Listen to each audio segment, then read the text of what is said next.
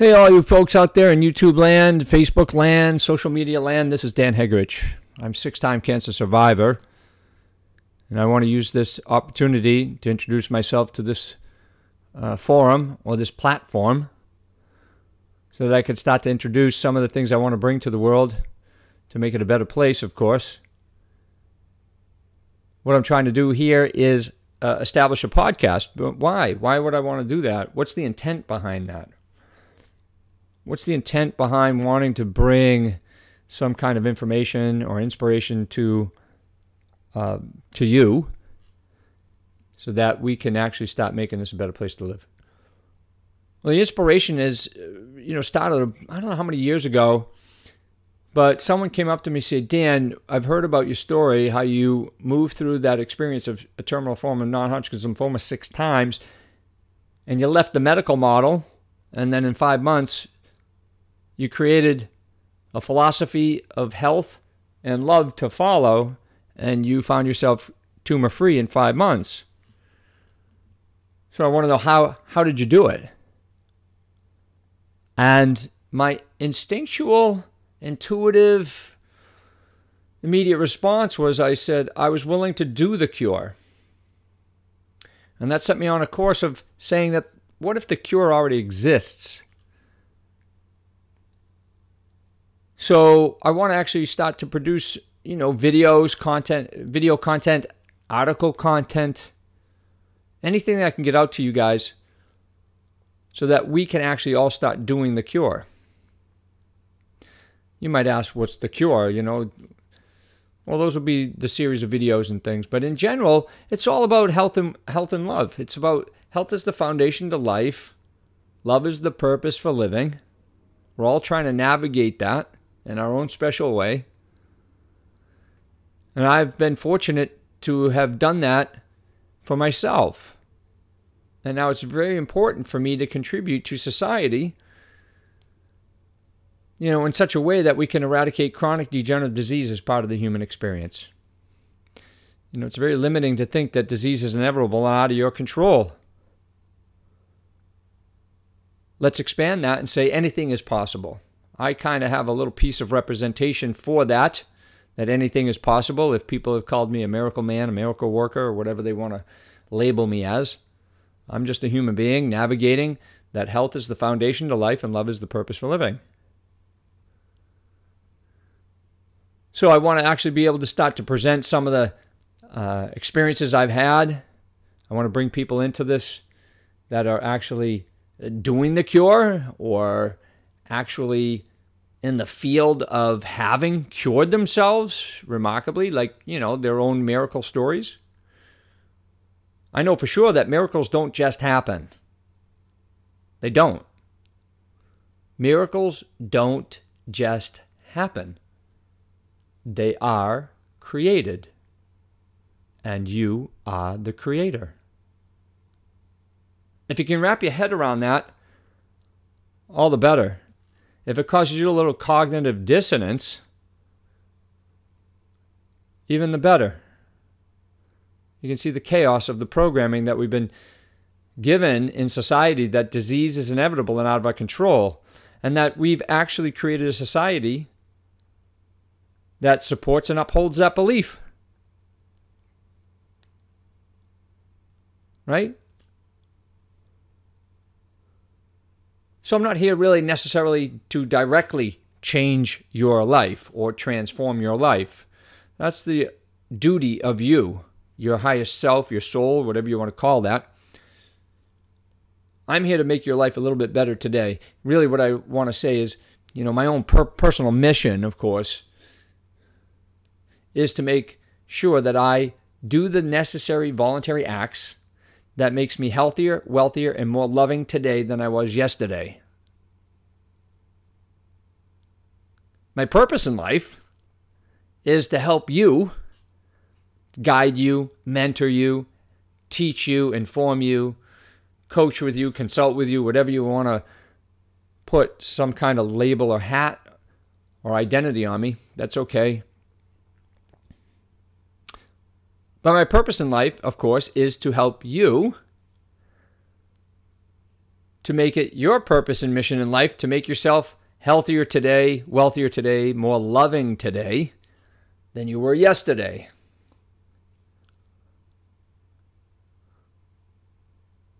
And then we will all be on board with my vision, which is making a contribution to the eradication of chronic degenerative disease as part of the human experience. And what do I mean by chronic degenerative diseases? You know, we could just list the top three, right? Heart disease, cancer, and diabetic complications / obesity. But then the list is growing, right? What's the other list? Well, we know that allopathic medicine is responsible for quite a few oopsies, right? Top 5 causes of injury and death in the United States is a medical oopsie. Then you have autoimmune disorders, mental challenges, mental disorders. We've got infertility problems. Never mind our social skill problem, right? So the list goes on. But in general, chronic degenerative diseases. You know, since I am a 6-time cancer survivor, cancer is pretty near and dear to me. But I also knew through that process of living through that experience, I had to go pretty deeply within my own self. And in that, I found many reflective points. And one of them was that the 3 amigos that go together is heart disease, cancer, and diabetes. And you can say blood sugar or, black blood sugar dysregulation. It's very hard on the nervous system and the hormonal system. So I knew that these 3 amigos were very, very reflective in the same family, so to speak. So I think if we can actually do the same thing that affects cancer in a proactive, preventative method, it'll help knock out diabetes or knock down diabetes. My fantasy is to knock it out, that it no longer exists. But to at least start the process of seeing that average 4,500 people are getting diagnosed with cancer every day here in the United States. And on average, 1,500 people are supposedly dying from cancer, that we ought to start thinking about doing the cure. And I know you want to get into the meat and potatoes about what's the cure. Well, I think we have to know what we're curing first, because cancer is a symptom. Cancer is not even a disease, potentially, if we use some rationalization, higher logic, and reasoning beyond emotionality. That what if cancer is not even a disease, it's just the symptom. Therefore, cancer is an expression of the disease. And what if we all have that same disease? What if we have that same disease and that the cure is actually working towards healing from that one disease? So you ask, what's that one disease? What could it possibly be? Maybe I'd like you to sit on that for a bit and just think with higher reasoning, what could it possibly be? How did I learn this? How did I learn something like this? Here's why I want to bring this to the forefront of society. Because when I was 29, following the American so-called script towards the American dream, which is what?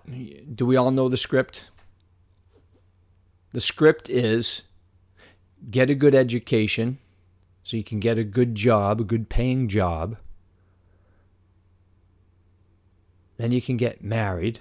Then you can buy a house. Then you can have kids. Then you can grow old, save for your retirement. Then you can have grandchildren.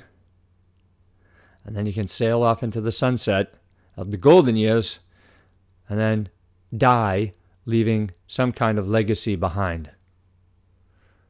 The American dream. But at 29, trained as a civil engineer, working as a civil engineer, following that script unconsciously, getting married, and then shortly after being married, 6 months after I got married, I was in the office of Dr. Lawrence Cloud in the Deaconess Hospital in Boston.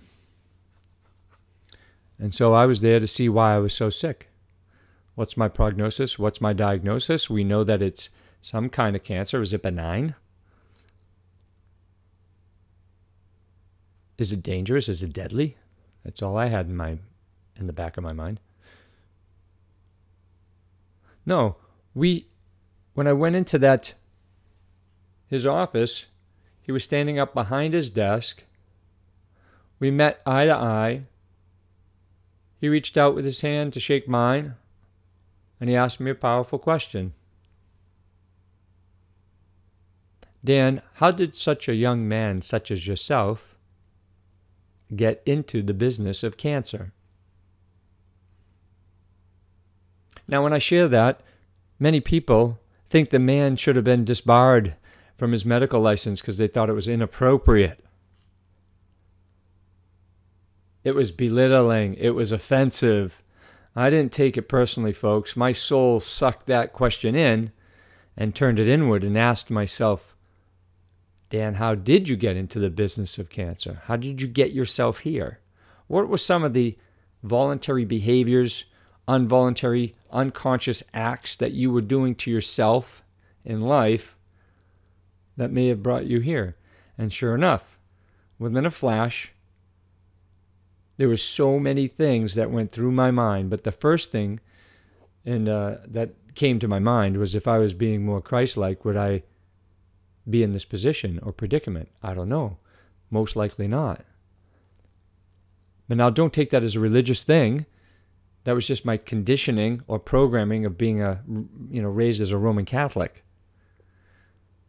But I immediately interpreted as, am I living authentically myself? Am I living my true authentic nature?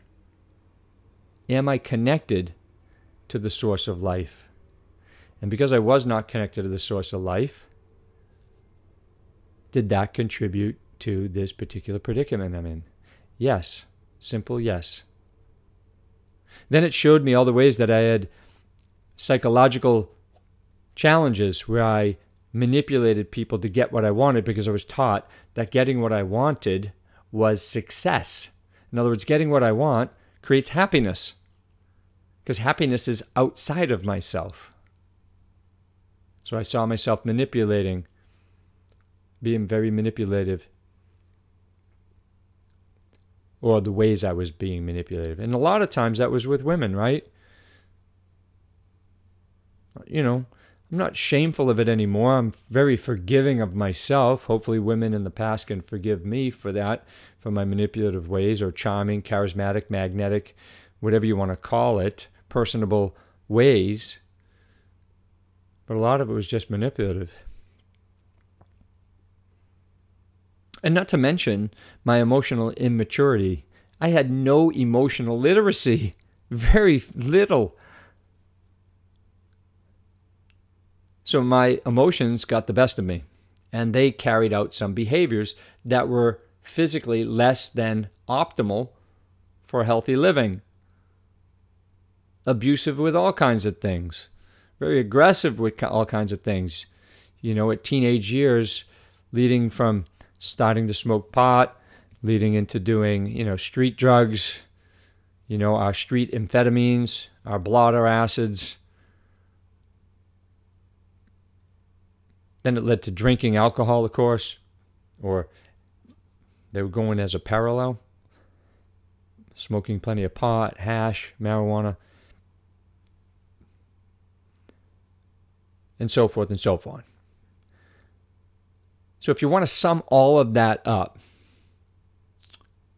I was living an ignorant and arrogant life. I was disrespectful and ungrateful for this human vehicle called the body. And I was a slave to the mind.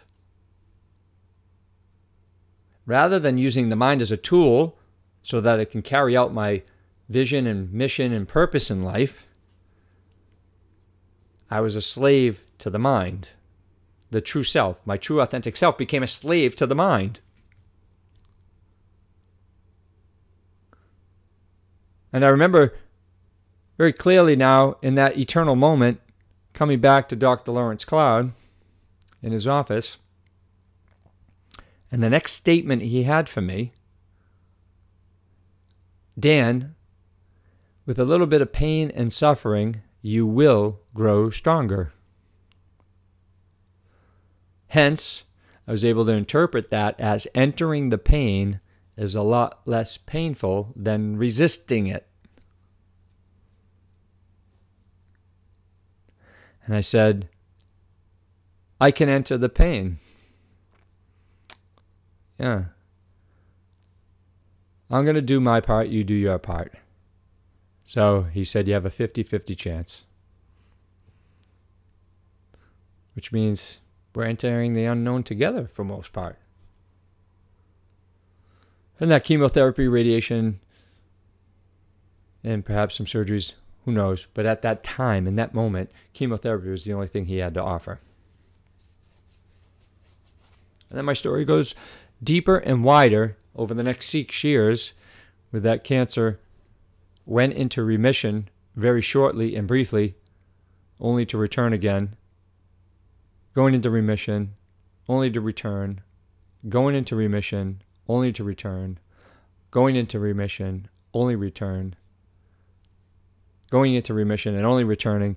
And then that sixth time that it had presented itself in my life, I was in the psychiatric ward.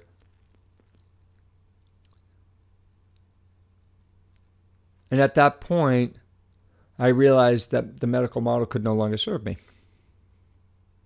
Not my higher self, anyway. And more details will spill out along the way on this little journey into bringing my inspiration and information and motivation into the world, right? To make this a better place for us to experience, specifically in health and wealth and loving relationships. So in that psychiatric ward, I had the cancer return for the sixth time.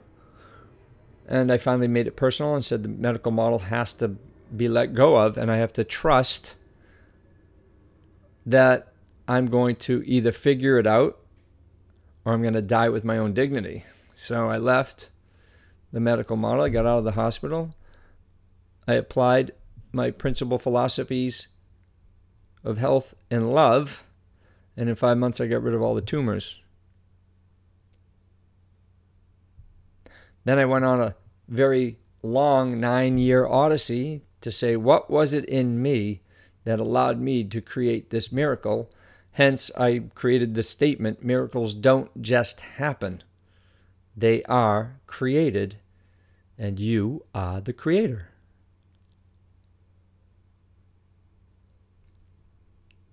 So after that 5 months, I went on an odyssey to continue to deepen and widen my knowledge and personal experiences of connecting to my true authentic self, which was the first thing I saw 6 years ago. What was the major problem? If you want to actually sum that up, is I had to learn the importance and necessity of self-love to live a genuinely wonderful life. Be yourself, right? They always tell us, be yourself. But then it was like really confusing. Who the hell am I? What am I? So I came up with this. What I am in spirit is not who I am in personality. And who I am in personality is not the roles I'm playing in society. What I am in spirit is not what I am in personality. And what I am in personality is not the roles I'm playing. So I was playing a cancer patient as a role, and I literally decided I didn't want to play the cancer patient, so I had to start learning all about health and healing. So I did. And I'm here to share that through this podcast, through this medium, through my Facebook channels, through social media of any kind, which is very foreign language to me. It's a very foreign journey. It's a very vulnerable place to start, but that's okay. The vision is pretty important. The mission is quite important. Who doesn't want to be healthier, wealthier, and more loving today than they were yesterday? So my purpose is to provide products and services of some kind that can help you become healthier, wealthier, and more loving today than you were yesterday.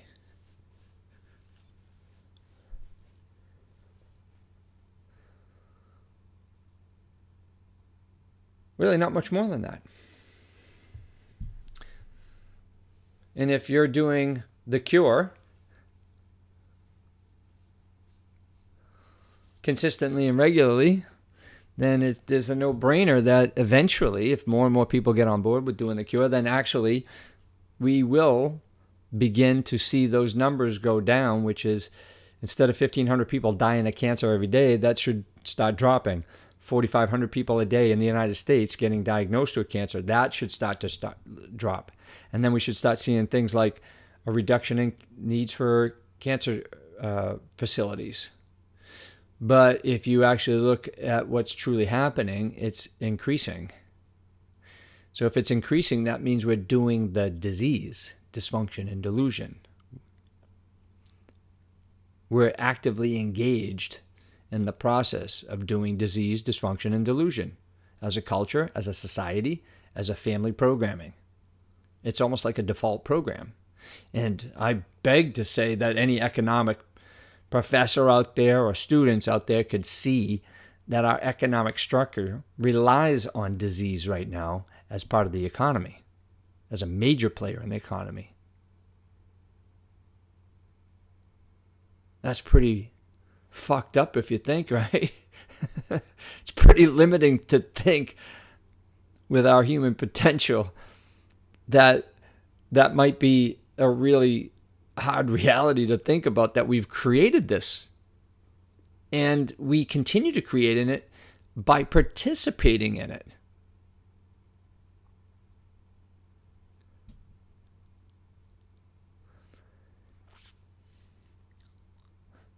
So maybe you're the respectful rebel against that American dream script. Maybe you're that individual who created their own miracle, and now you're a respectful rebel to this other script that disease is inevitable and out of your control.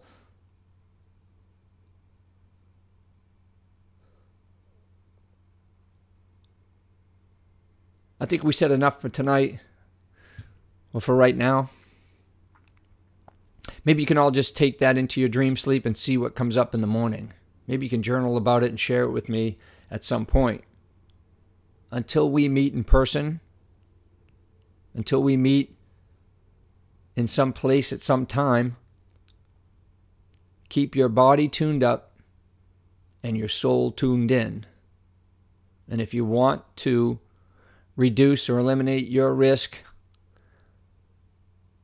of chronic degenerative disease in your life, there's two things you might want to consider. Live more in accordance with nature's laws and your true, authentic nature. This is Dan Hegerich, 6-time cancer survivor, looking to start the process of getting out into the world, helping you guys make a shift, make a transformative process. God bless you. Love you. Take care.